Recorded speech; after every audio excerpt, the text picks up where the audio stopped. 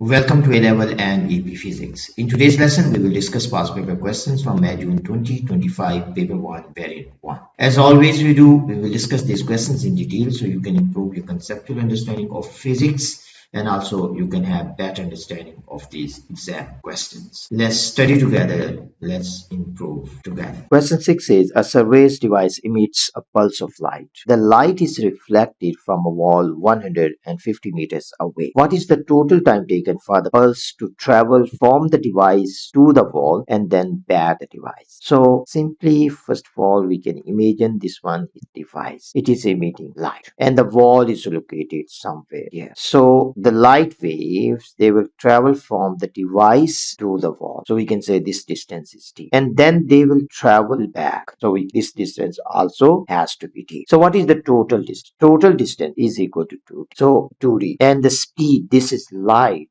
so the speed has to be equal to 3.0 times 10^8. So simply we can say the total distance traveled 2d, this has to be equal to v times total time taken. So this is t total.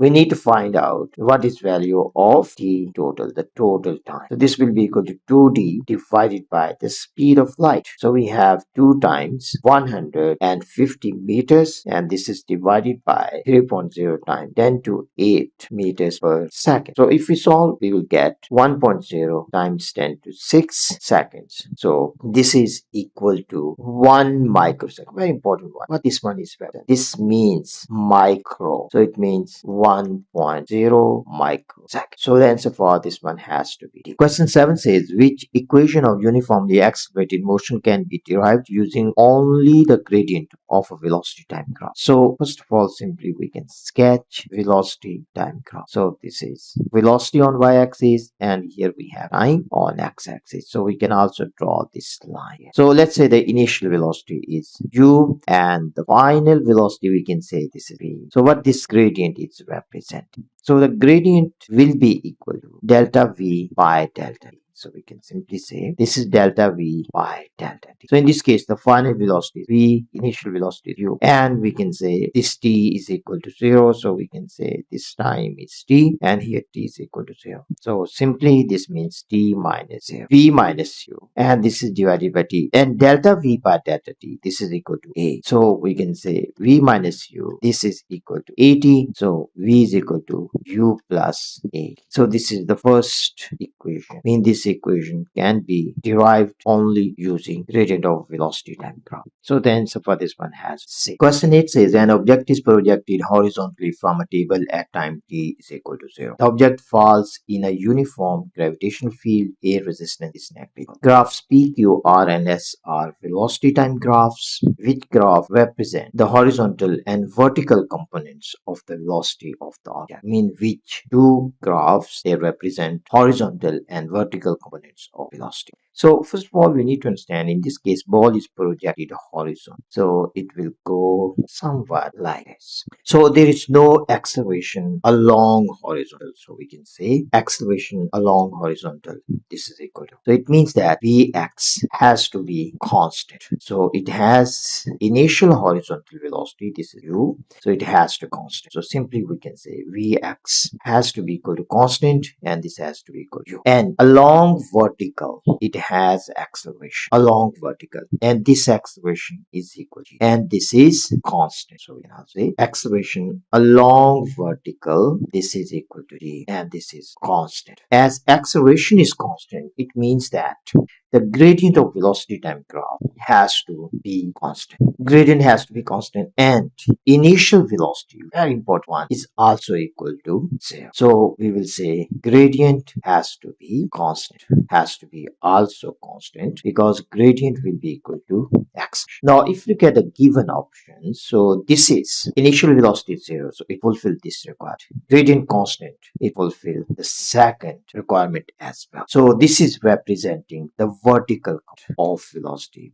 It it is increasing vertical, and this is remains constant with time, so this has to be horizontal. So this is how we can answer. So horizontal has to be Q, so answer is A or B. Vertical has to be P, so the answer is A. Question 9 says, what is always conserved in elastic cleans? In elastic cleans, we need to understand kinetic energy is conserved and momentum is also conserved. Momentum is conserved as long as there is no net external force acting on the system. So for any isolated system, momentum is conserved. But kinetic energy is conserved only if clearance is elastic. Now, if you look at the given options, total kinetic energy is conserved. Yes, this is true. Velocity, no. Velocity is not conserved. So this is not answer. Total kinetic energy is conserved. Yes, this is true. Total velocity is not conserved. This is also true. So the answer for this question has to be B. Question 10 says a firework travels vertically upwards in air. Gases are pushed vertically downward from the firework. Several forces that act on the firework and gases are shown in the figure. Which forces are Newton's third law?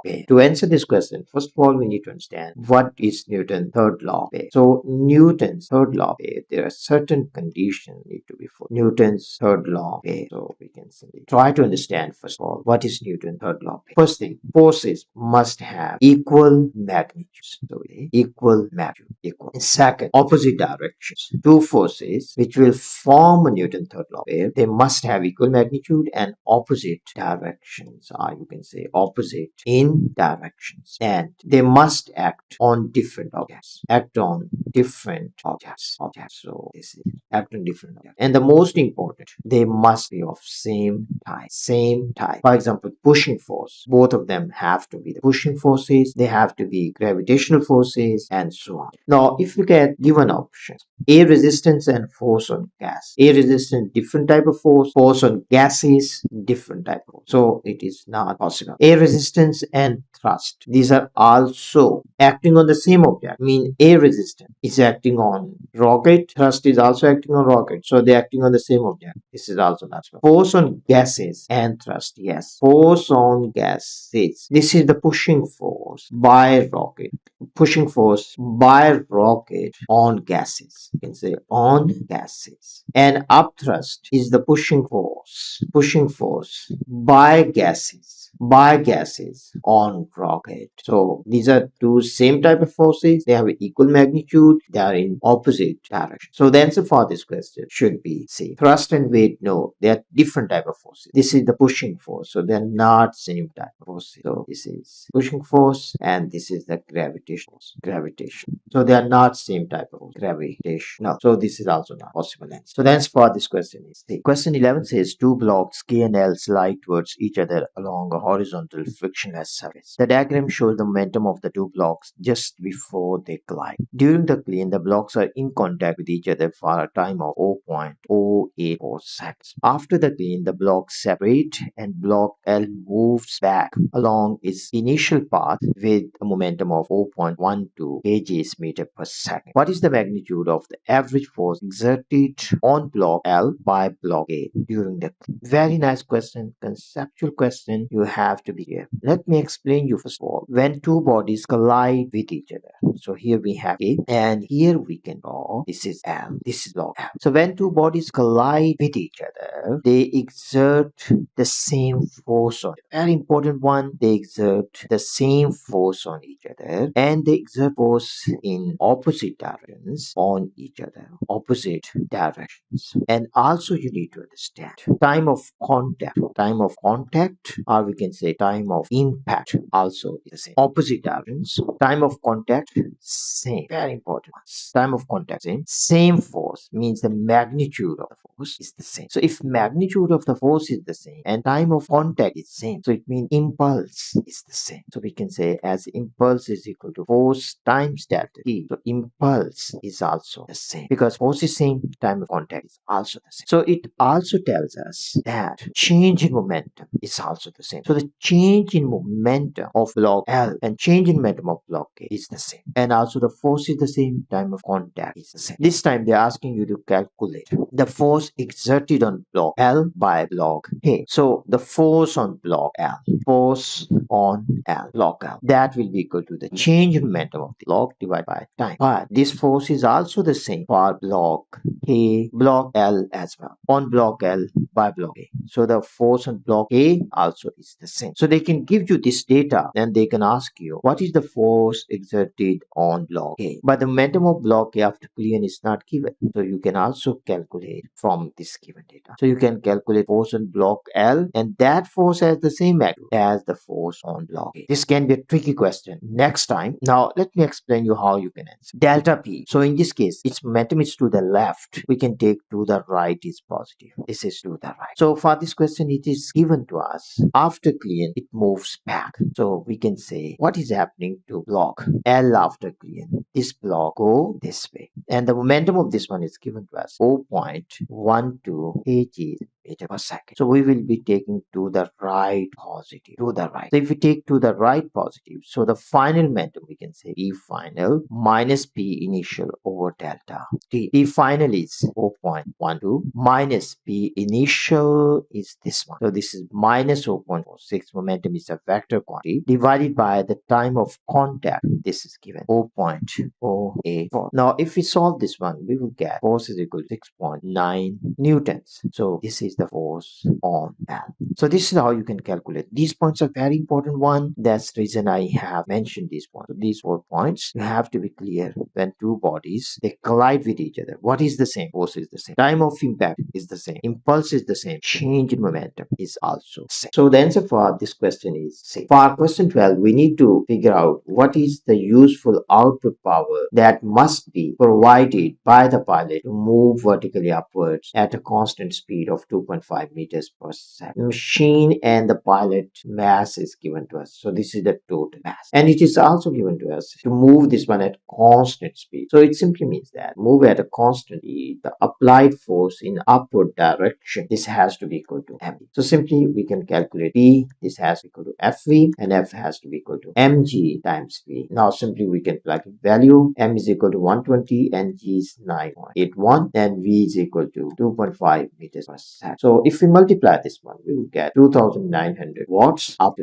2s. So the answer for this question has to be D. And this is the useful P. Of course, there is some energy loss due to friction. We are talking about useful P out, mean how much force has to be in the upper time. And that force has to be equal to mg because it is moving at constant speed. Question 13 says, which row describes a pair of forces that forms a couple? When two forces they form a couple, they must have same magnitude, opposite directions, and also they should not be acting along the same line. So these are the points we need to understand. Direction of the forces has to be opposite. So answer can be A, or answer can be B. Magnitude of the forces should be the same, not different. So answer for this question has to be B. So when two forces they form a couple, there must be perpendicular distance between them. Let's say this force is acting up, so the force here it should be acting down. They must have the same magnitude because they have to cause only rotation and they should not be along the same line. So the answer is C. Question 14 says a uniform cylinder of weight 25.0 newtons is suspended from a Newton. The cylinder is fully submerged in water as shown in the figure. The reading on the Newton meter is 10.0 Newton. The water is replaced by a liquid with a density 10% greater than the density of water. Cylinder remains fully submerged. What is the new reading on the Newton meter? So first of all, we need to understand the force is acting on the cylinder. The weight of the cylinder that is acting down. There is up thrust that is acting up, and also there is tension in the string that is equal to the Newton meter reading. We can say that's T. So in this case, as this is at rest, so it means W has to be equal to U plus T. We need to find out value of U first of all. W is 25.0 minus T is 10.0. So the value of up thrust, we can say initial value of thrust, this is 15.0 newtons. And new value of density is 10% greater than the previous one. So it simply means that 1.1 of previous density. Now how much up thrust will change? So it simply means that the new value of up thrust, because up thrust is equal to rho GV. As up thrust in this case, up thrust is directly proportional to rho means density. So if the density increased by 10%,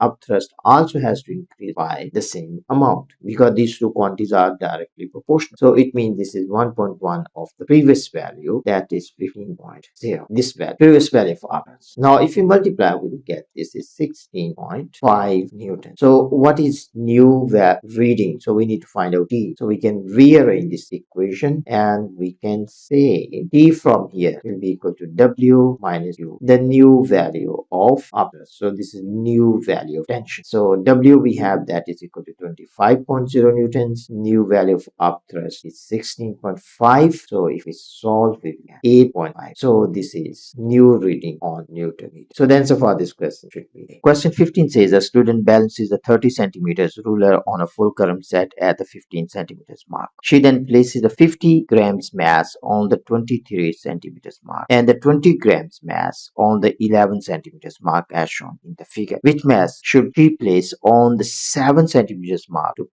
restore the balance? So this is basic question about equilibrium. So due to this weight, moment will be clockwise. Due to this one will be counterclockwise. Due to this one will be counterclockwise. And this is 15 centimeters mark. We can say this is 15. So the sum of clockwise